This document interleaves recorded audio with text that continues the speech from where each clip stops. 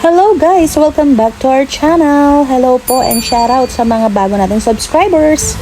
For today's video ay magluluto lang po tayo ng ating pananghalian. This is the simplest way but yummy kung paano magluto ng chicken curry. Ito nga pala yung mga sangkap na kakailanganin natin. Meron tayong bawang, sibuyas, ginger, bell pepper, at meron din tayong patatas at carrots. Pagka na yung curry na guys, pwede na natin siyang ihawan sa kanyang kahirapan.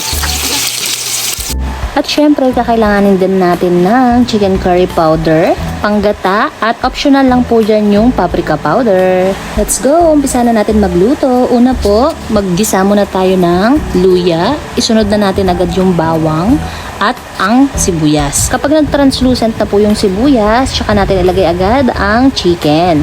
Pagkatapos po niyan, takpan lang po natin hanggang lumabas ang kanyang katas.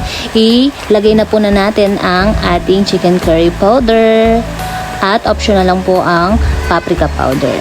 Ayan, para lalong sumarap. Inuna po na natin yan para mag-incorporate po agad ang kanyang lasa. Ayan, nilagyan ko siya agad ng patis at isusunod na din natin kagad ang ating kakanggata. Ayan, pakukuluan lang po natin yan for about at least 15 to 20 minutes po. Ayan, habang nagpapakulo tayo guys, kwentuhan tayo muna tayo. Shout out po pala sa ating mga bagong subscribers. Pwede din po kayong mag-comment guys para ma-shoutout po natin sa next vlog po natin ang ating mga names at kung taga saan po kayo. Matagal na rin ako hindi nakapagluto ng chicken curry kaya ito talaga yung na-miss namin guys. Isunod na po natin agad ang paminta at konting patis po ulit. Again, depende pa rin yan sa panlasa nyo guys kung matabang pa po ba or gusto nyo pa lang dagdagan.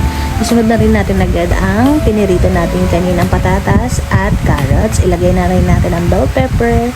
Ayan. Hinaan lang natin ang ating apoy at takpan. After 5 minutes, let's do this. Tikiman na.